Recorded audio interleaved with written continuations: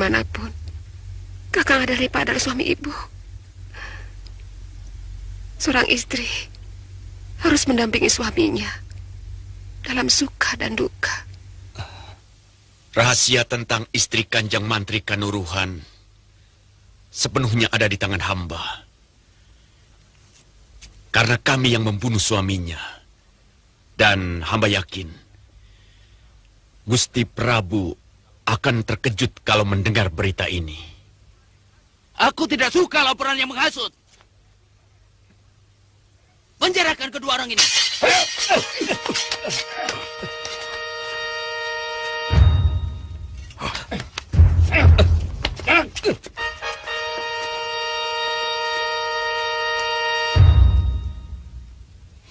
Dan kau, Pati. Hamba Gusti. Untuk sementara, kau kubebas tugaskan.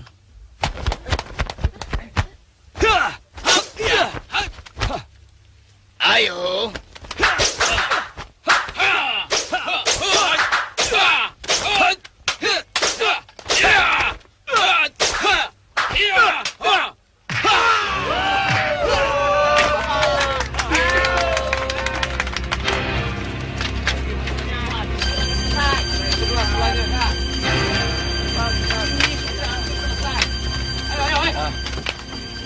Ampun Gusti, sebenarnya terlalu bahaya mendirikan perkemahan di sini, Gusti Prabu. Mata-mata Pajajaran akan mudah mengamati gerak-gerik kita. Maafkan hamba yang picik, Gusti. Dengan gerakan terbuka seperti ini, Pajajaran akan sempat mempersiapkan tentara. Bahkan mungkin punya waktu untuk minta bantuan negeri lain, sahabat mereka. Semuanya sengaja kulakukan, Senopatiku. Kita akan lihat negeri mana yang bantu Pajajaran. Dengan begitu, kita akan punya alasan untuk menaklukkan mereka. Yang jelas, Sumedang Larang pasti bantu mereka. Tidak akan lama lagi, kita akan lihat seluruh bumi Parahyangan akan tunduk kepada Tanjung Sengguru.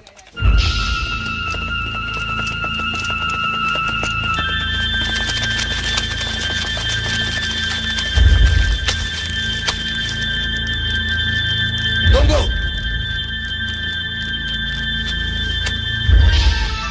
Silakan turun. Ikut kami.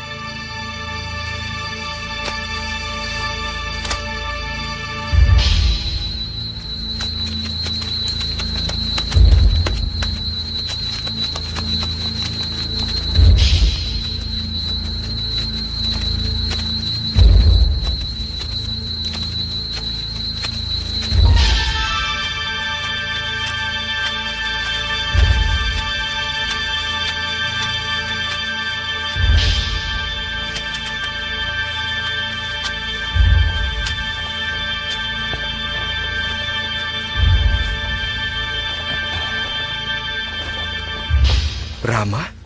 Pangeran.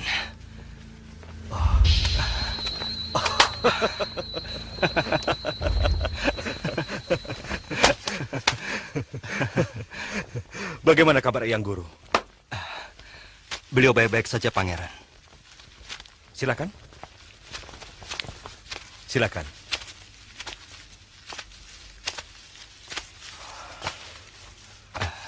Semuanya bermula ketika Paman Gerbamenak menolak lamaran untuk mempersunting Putri Lenggang Pakuan.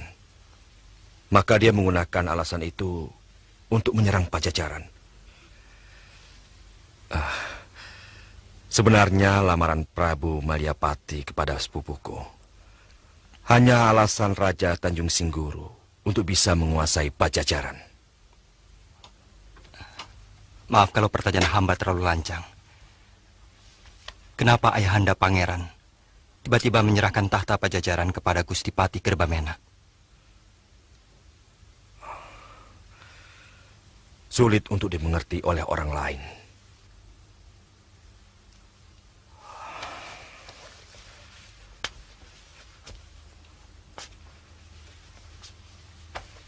Ayahku melanggar Sahyang Siska Kandang Keresian.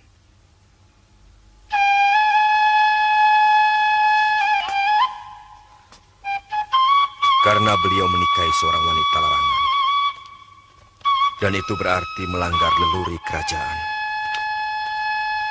Bermula dari kedatangan bangsawan-bangsawan Majapahit yang mengungsi ke Pajajaran ketika terjadi pertikaian di negerinya.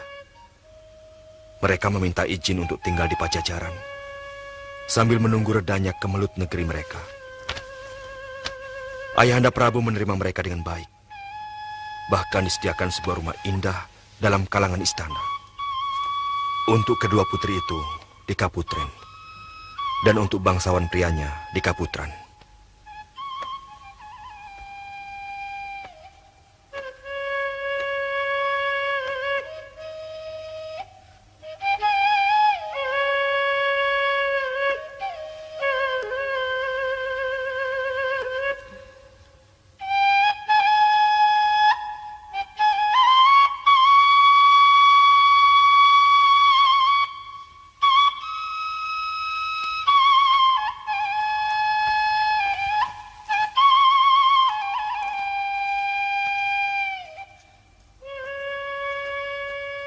Siapa nama kamu?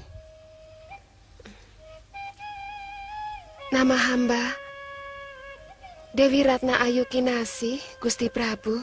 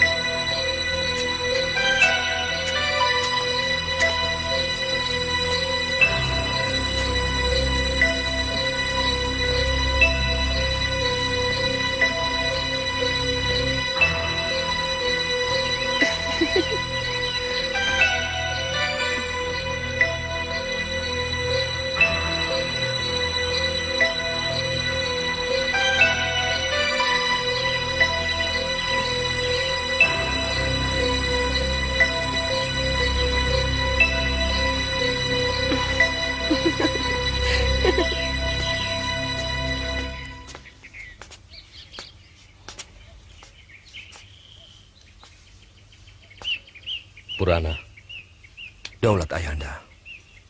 aku akan melamar putri Majapahit itu. Bagaimana pendapatmu? Dawuh Ayahanda adalah sabda. Siapa yang mampu menolak? Ananda setuju kalau itu memang membawa kebaikan buat Ayahanda.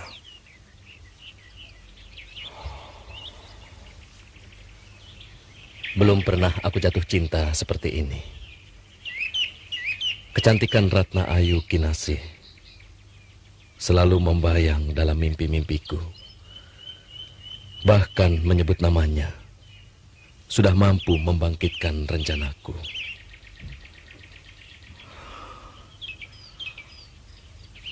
Maaf Ayahanda.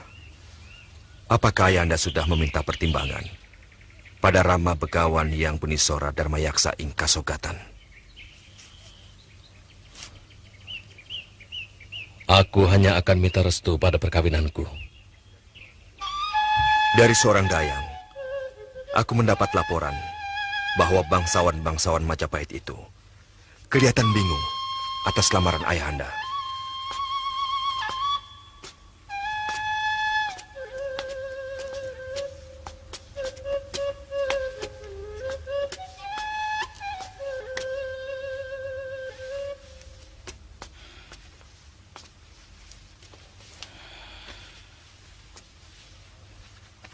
Kalau lamaran Baginda diterima, itu artinya Dinda Dewi Kinasih melanggar leluri. Sebab dia sudah bertunangan dengan Mahesa Panangkaran. Dinda Kinasih pun membingungkan soal itu. Persoalannya, nasib Mahesa Panangkaran juga tidak jelas. Apakah dia masih hidup? Atau mungkin dia sudah gugur?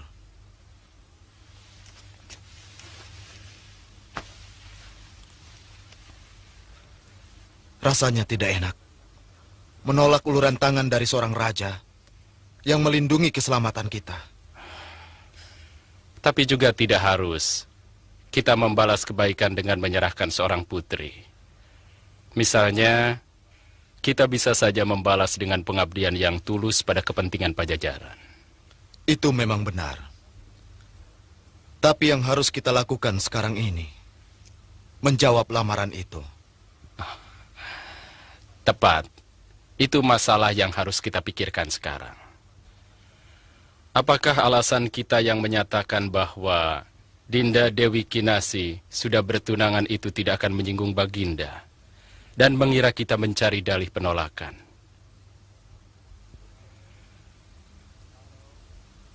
Kalau memang terjadi anggapan seperti itu, tugas kita bersama untuk menjelaskannya.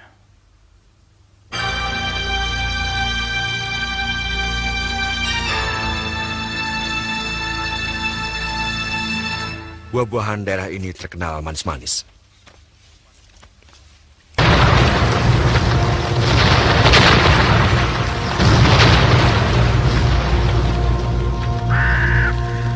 Panen kadang-kadang orang-orang sini menjualnya sampai ke Pajajaran. Sebetulnya masih ada yang mengganjal dalam pikiran saya, Pangeran. Bagaimana sampai tahta kerajaan jatuh pada Patih Kerbamenak? Dan bukannya pada pangeran.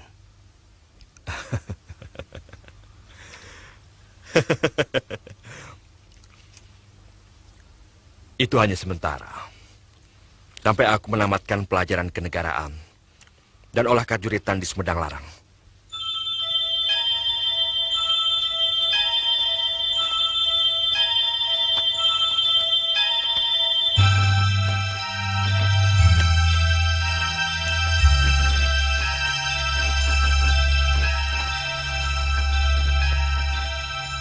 Apakah Ananda tidak menyadari bahwa keniatan itu melanggar kitab Siksakan dan Kasihan?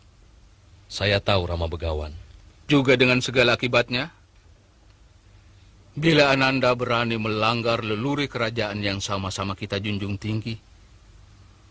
Saya sangat mencintainya, Rama.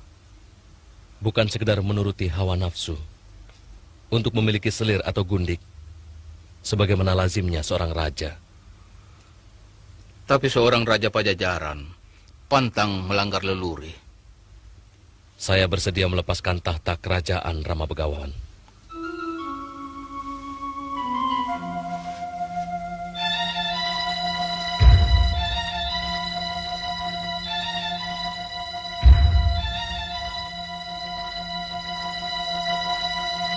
Apakah pangeran sudah merasa siap untuk menduduki tahta? Maafkan hamba, Yang Begawan. Hamba masih ingin menamatkan ilmu kenegaraan dan olah perang yang lebih sempurna. Berarti Ananda Prabu harus menunjuk pengganti sementara.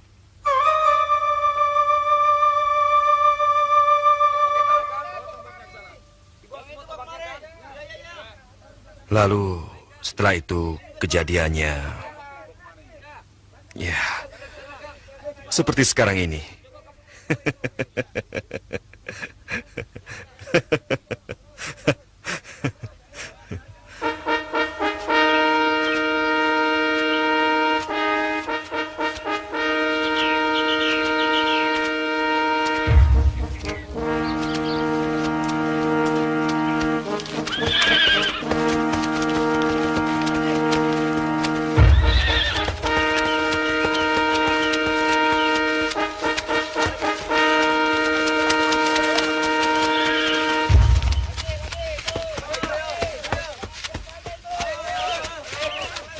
Panglima muda itu bernama Pangeran Kian Santang, putra Prabu Gerbamena. Kesaktiannya luar biasa. Apakah ayahanda sudah menyampaikan keniatan hamba untuk ikut membantu? Sudah, anakku. Pada Senopati pun tak ada dalih. Pasukan Tanjung Singguru sudah berkemah di lembah Cikamal, Pangeran. Kalau begitu, perhitungan kita tidak meleset. Kita cegat mereka di tegal kubu-kubu. Lapangan luas di sana sangat baik untuk menggelar siasat perang. Bila pasukan perang Pangeran Purana bisa bergabung tepat pada waktunya, hamba yakin kita bisa memenangkan peperangan ini. Pangeran Purana sudah berangkat dari Sumedang Larang 10 hari yang lalu.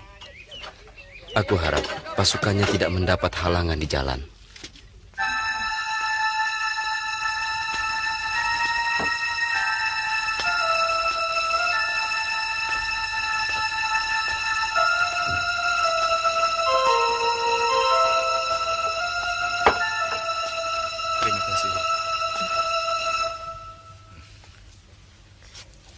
Sudah 10 hari dia belum pulang. Kanda sama sekali tidak berusaha untuk mencarinya. Anak sebaya Lasmini sudah tidak pantas untuk dicari-cari. Seharusnya dia tidak perlu berlaku kekanak-kanakan. Dinda tahu, perbuatan Lasmini sudah mencoreng kewibawaan Kanda di sini. Dan Kanda terpaksa berbohong. Mengatakan bahwa Lasmini Kanda suruh menjemput Nini Goren di Gunung Galunggung. Tapi dia anak kita, Kanda. Saya cemas. Takut nanti terjadi sesuatu pada dirinya. Maaf, Kanjeng Ibu. Kalau diizinkan, hamba mau pergi mencari Dinda Lasmini. Itu pun kalau ayahanda mengizinkan. Mau kamu cari kemana? Kita kan tidak pernah tahu dia di mana. Yang paling dekat dengan daerah ini adalah Kadipaten Muara Damar. Saya kira tidak mungkin Dinda Lasmini berani ke Madangkara. Seandainya di sana tidak ada?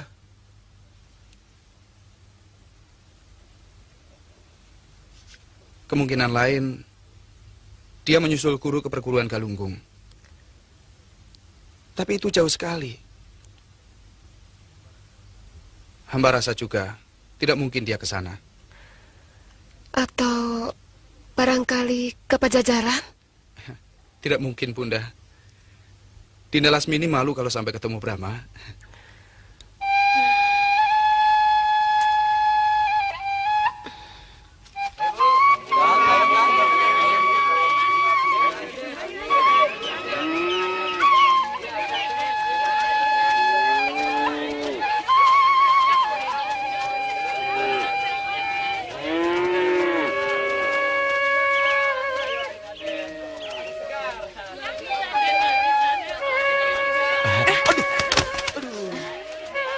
Dasar laki-laki, buaya darat, nggak bisa lihat pipi licin.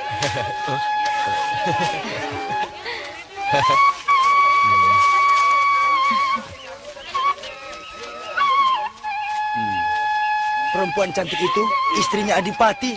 Pantas, tubuhnya bagaikan Dewi Supraba. Kalau tubuh saya bagaimana?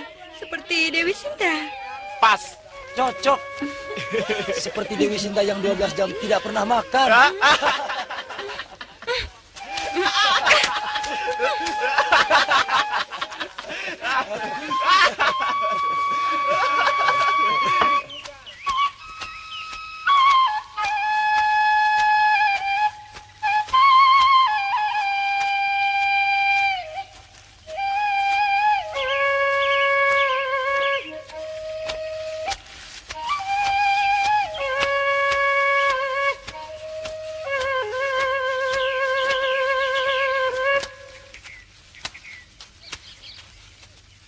Lasmini.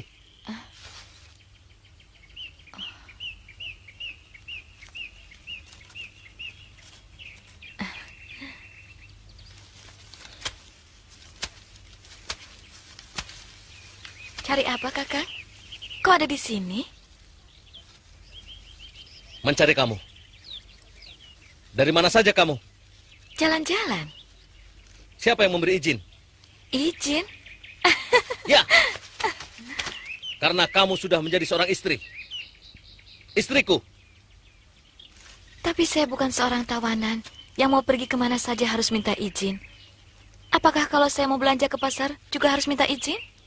Lasmini, kau jalan-jalan hanya untuk menikmati kekaguman para lelaki atas dirimu. Memamerkan dengan murah harga dirimu pada orang lain yang bukan suamimu. Kanda cemburu? Aku muak. Aku juga muak diperlakukan semau Kakang.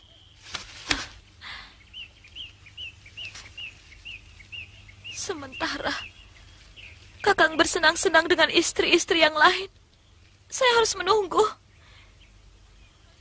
Jangan samakan saya dengan gundik-gundik Kakang yang lain. Hati kecil saya tidak bisa terima, Kakang. Bodoh. Saya harap cuma sekali ini saja Kakang menurunkan tangan pada saya. Saya bukan perempuan yang mau dikasari seperti tadi.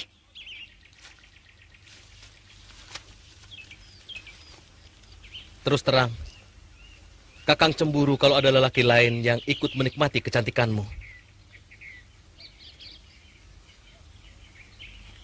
Habis Kakang terlalu lama mengunjungi saya juga cemburu pada istri-istri Kakang yang lain.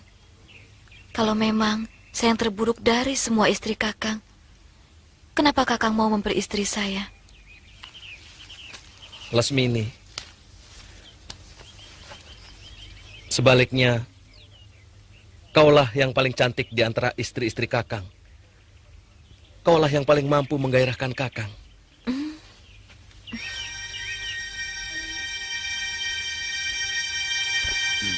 Kang, saya pulang dulu ya.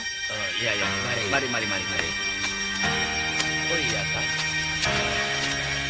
Kang. Bagaimana, Kang? Sawahnya, Kang?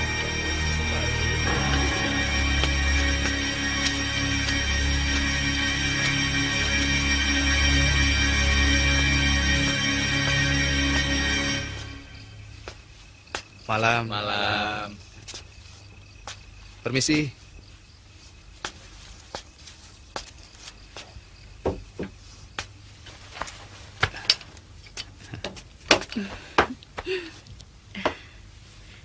Mau pesan apa, Den? Wedang jahe, Ce. Sama makan. Lauknya? Apa saja. Kalau ada lalap sama ikan bakar. Iya. Maaf. Di mana saya bisa nginap malam ini? Wah, di sini tidak ada penginapan, Den. Tapi biasanya kalau ada orang yang kemalaman di jalan, tidur saja di balai. Terima kasih. Iya. Wanita itu benar-benar cantik dan murah senyum. Tidak seperti gundik-gundik Kakang Adipati yang lain. Sombongnya bukan main. Siapa namanya? Silakan, Den. Namanya Lasmini. Memang gadis-gadis Madangkara itu cantik-cantik. Tapi apa, ayo? Mata duitan, Ce. Kalau mata duitan mah penyakit semua wanita, Mang. Jangan heran. Betul nggak, Den? Iya, barangkali, Ce. Maaf, saya kurang tahu. Saya belum punya istri. Saya juga belum punya suami.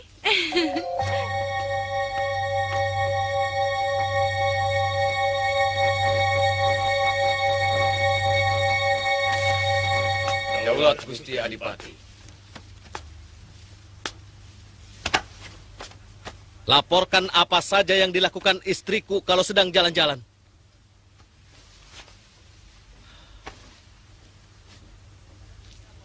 Dan siapa pemuda yang berani mengganggunya? Daulat Gusti Adipati.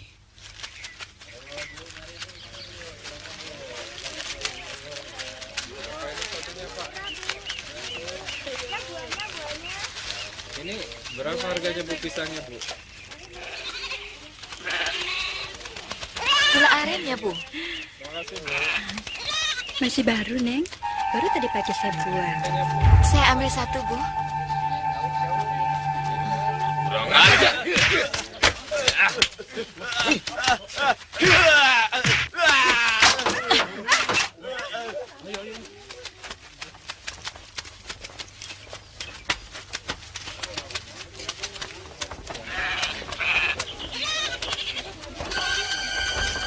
Lasmini. Kakang Lesmana.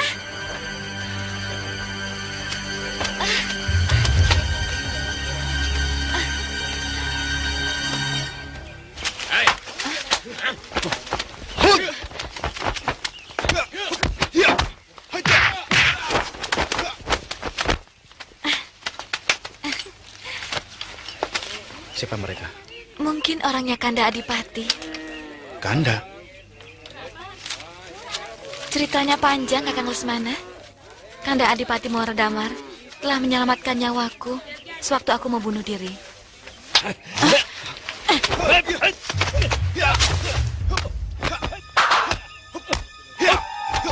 Kanda Adipati? Kanda, dia kakak kandungku sendiri.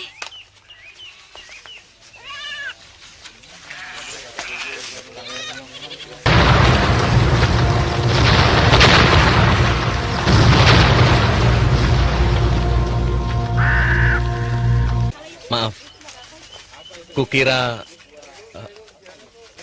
Kanda kira aku perempuan murahan yang mau ngobrol cinta pada semua orang?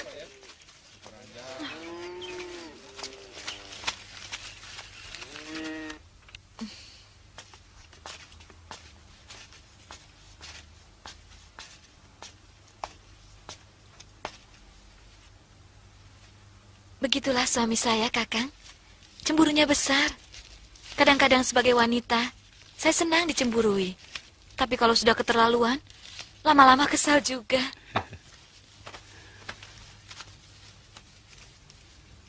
Padahal istrinya banyak ya. Saya dengar, di setiap desa dia punya gunting. Di kota sendiri ada 6. 7 dengan kamu. Namanya juga laki-laki, Kakang. Jangan pukul rata. Tidak semua laki-laki seperti itu. Suamimu itu tidak akan pernah berhenti dari mencari perempuan. Sebab yang ada di dalam otaknya cuma nafsu.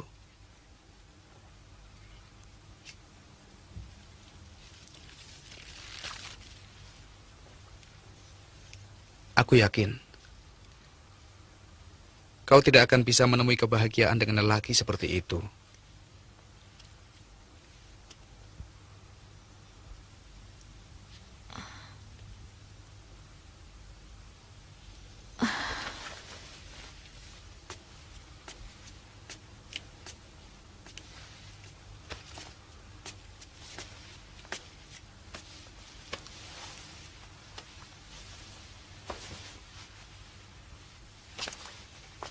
Maafkan Kakang, bila ucapan tadi menyakitkanmu.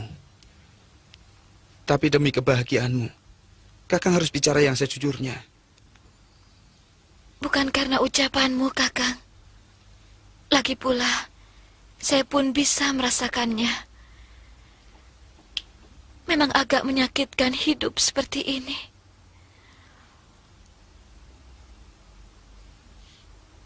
Walaupun sebenarnya Kakang Adipati sangat baik terhadap saya.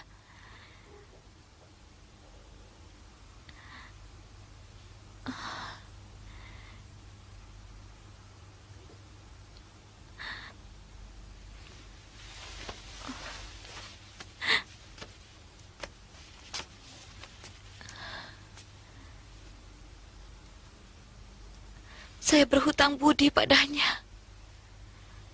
Walaupun saya tidak suci lagi,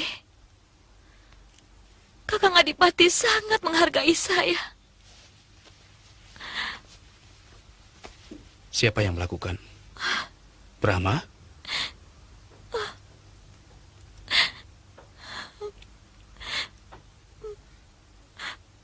Murid Durgalapati. Saya tidak sadar.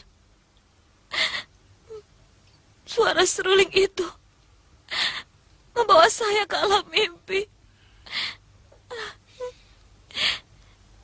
Saya seperti terseret ke alam kenikmatan. Dan di sana cuma ada Permadi yang dalam penglihatan saya seperti Kamajaya. Dia harus kubunuh. Dia sudah menerima hukuman dari saya, Kakak.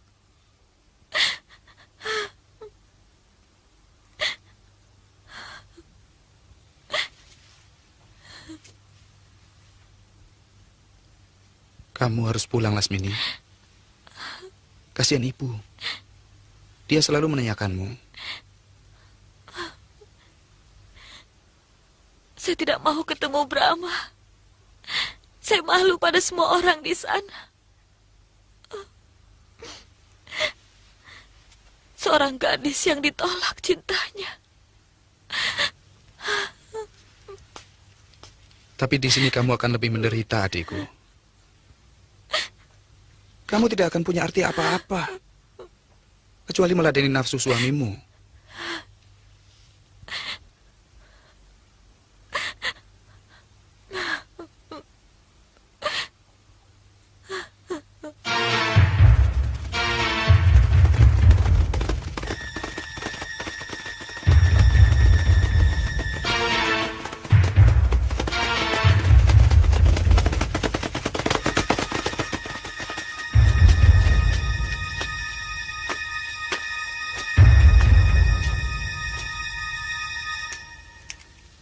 Apa kerja kalian? Apa yang kamu jaga, ha? Ampun Gusti Adipati, hamba sudah menjaga di gerbang depan, tetapi rupanya mereka lewat belakang. Aku tidak pernah suruh kalian jaga gerbang. Aku suruh mengawasi istriku dan orang yang mengaku sebagai kakaknya. Ampun Gusti, kami memang terkecoh. Dan Lasmini memang sangat pintar. Bukan Lasmini yang pintar, tapi kalian yang tolol. Kejar mereka!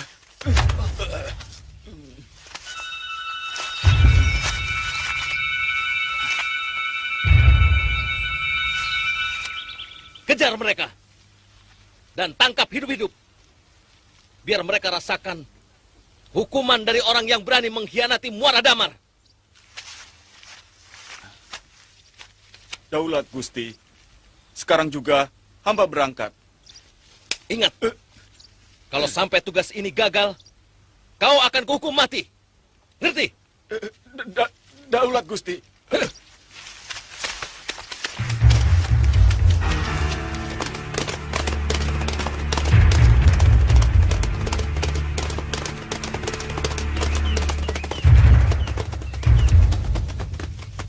Kita mau kemana, Kakang Lesmana?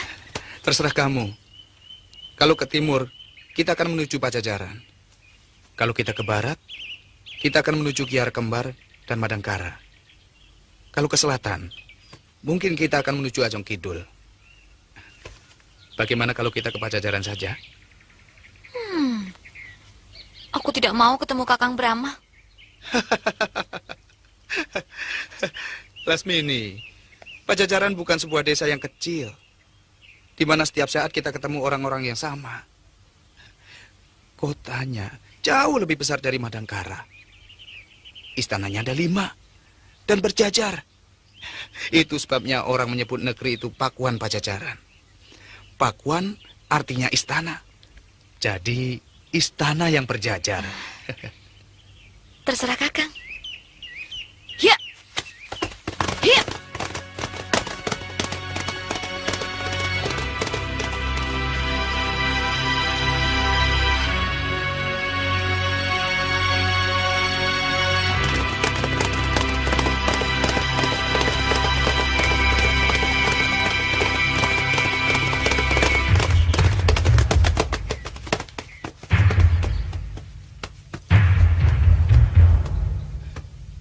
Kemana, Sro?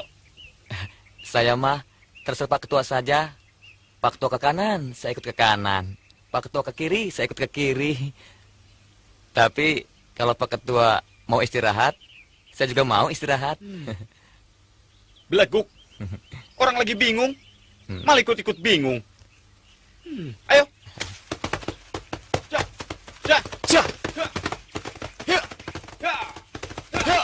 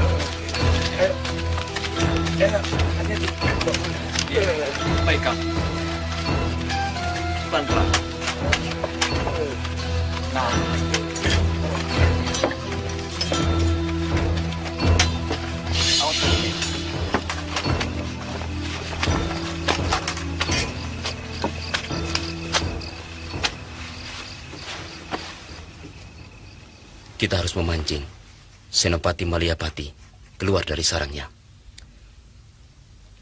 Dengan begitu, kemungkinan saling berhadapan antar senopati akan terwujud. Yang kuharapkan, paman bertiga akan menjalankan tugas dengan sebaik-baiknya. Hamba pangeran, kita harus mengubah taktik Gagak Sangkur pangeran. Sebab dengan taktik seperti itu, mau tidak mau pihak kita yang harus menyerang. Itu sebabnya agak sulit memancing mereka keluar. Tepat. Besok kita gunakan serangan Luwak Maturun. Yang paling harus diawasi adalah Senopati Gamparan. Dia ganas seperti binatang buas. Entah sudah berapa puluh prajurit kita menjadi korban. Kalau perlu, Paman Dadali dan Paman Lembu Wulung khusus menghadapi dia.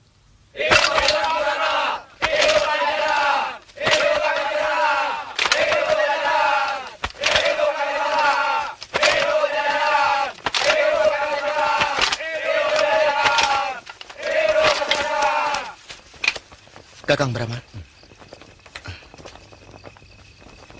Sudah ikut bertempur? Sudah berlangsung 3 hari, Kakang.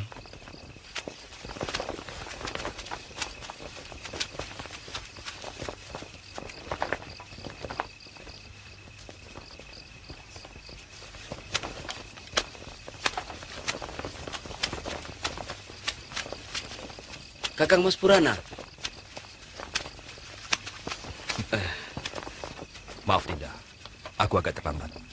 Kakang Mas lebih cepat sehari dari yang saya perkirakan. Raja Mas Kian Santang. Ini adalah sahabat saya dari Madangkara Brahmakumbara.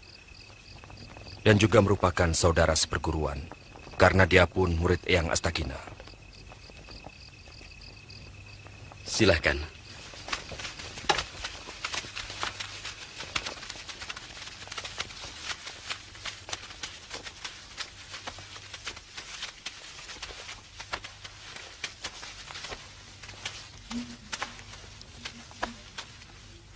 Saya tidak tahu kalau Dinda Kamasuta juga orang Madangkara.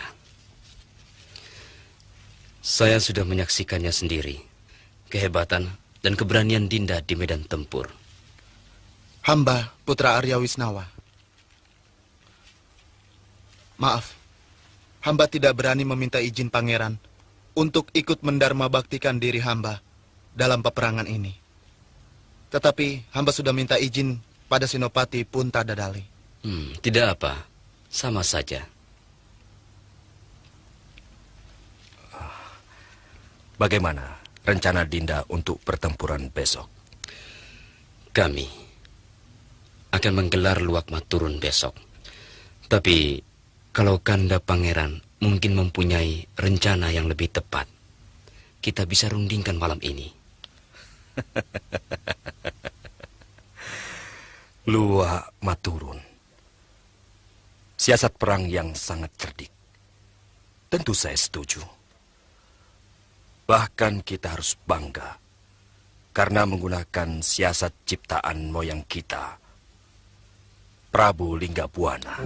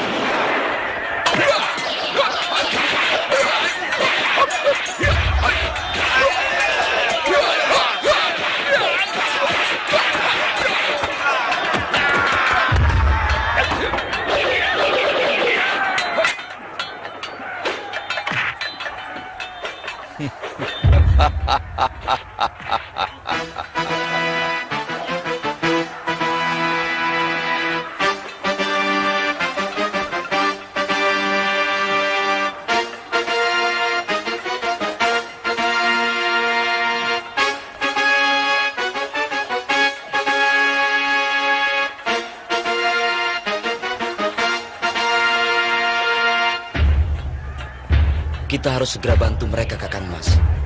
Baik, Dinda. Ya!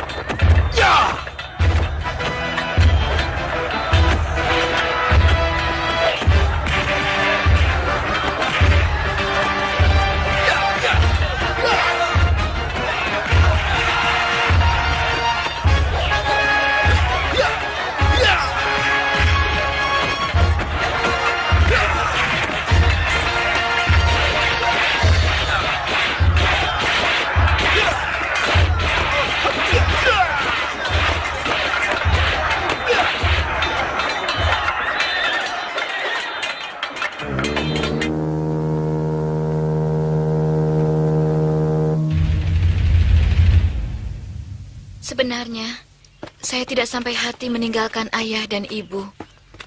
Terutama ibu. Saya bisa merasakan bagaimana perasaan beliau saat ini.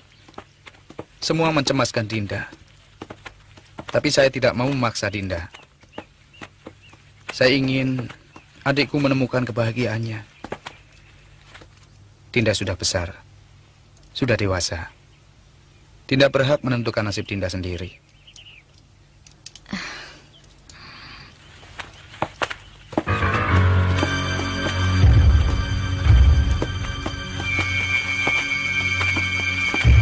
Berhenti!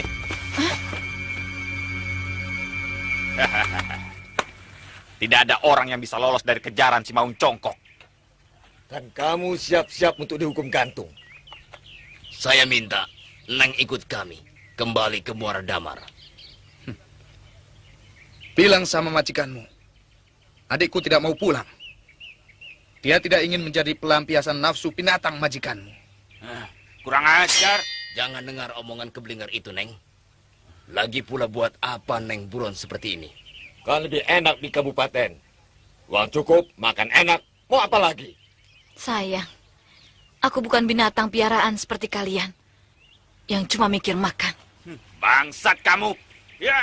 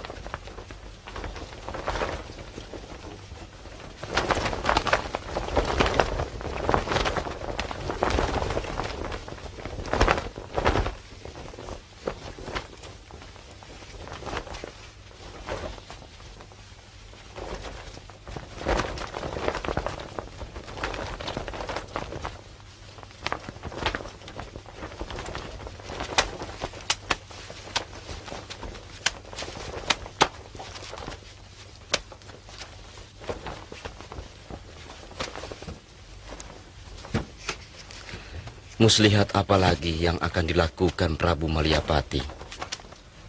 Aku kira ini bukan muslihat. Kematian 3 orang senopatinya membuat dia terpukul. Kita tunggu apa yang akan dia lakukan.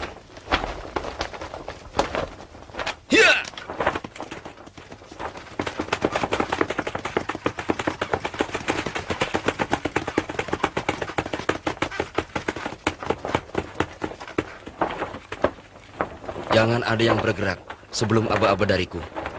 Hamba, Pangeran.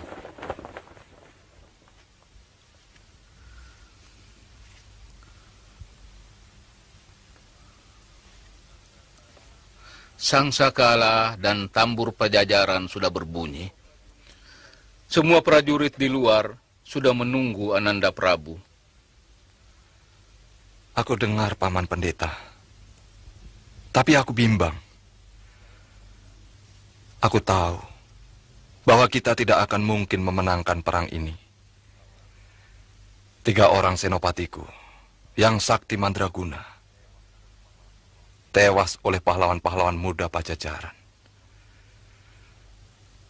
Aku tidak sangka anak Gerbamenak begitu hebat. Seorang raja tidak boleh bimbang, sebab keputusan yang ragu akan menghancurkan semua pasukan. Dan pendapatmu, Tompel?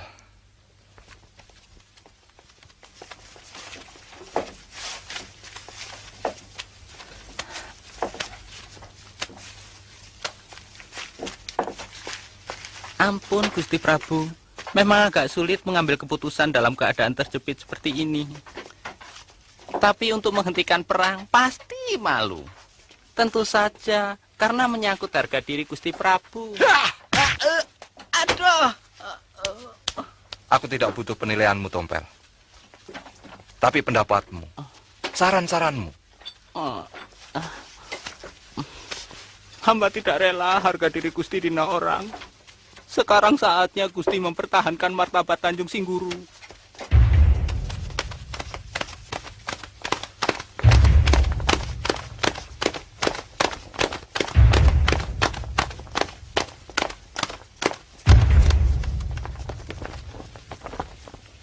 Dinda, pasti dia membawa pesan dari Malyapati. Saya rasa begitu.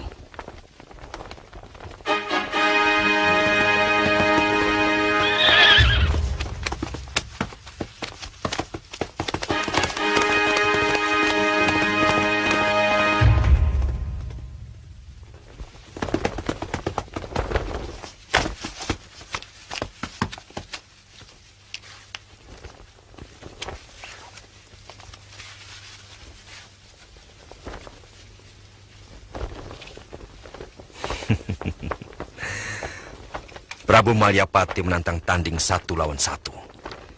Izinkan Dinda yang maju, Kakang Mas. Biar saya yang melawan. Sebagai yang paling dituakan di sini, saya berkewajiban untuk melayani tantangan. Tapi yang menjadi penyebab perang adalah adik saya, Kakang Mas. Lenggang Pakuan juga adik saya. Sekarang masalahnya, Pajajaran dan Tanjung Singguru. Bukan putri Lenggang Pakuan dan Malyapati. Maaf, Pangeran. Bagaimana kalau saya saja yang melawan Prabu Malyapati? Sama sekali tidak bermaksud mengecilkan Pangeran berdua. Inilah saatnya saya mendharma baktikan diri saya untuk Pajajaran. Dan juga saudara saya, Pangeran Purana. Seharusnya yang bertanggung jawab atas tantangan ini, saya. Tapi kalau memang itu sudah niatan Brahma, rasanya salah kalau saya menghalangi. Brahma, hati-hati dengan golok pusakanya. Terima kasih. Saya akan lebih berhati-hati. Dewata yang agung, berilah aku kekuatan agar aku dapat memenangkan pertarungan ini.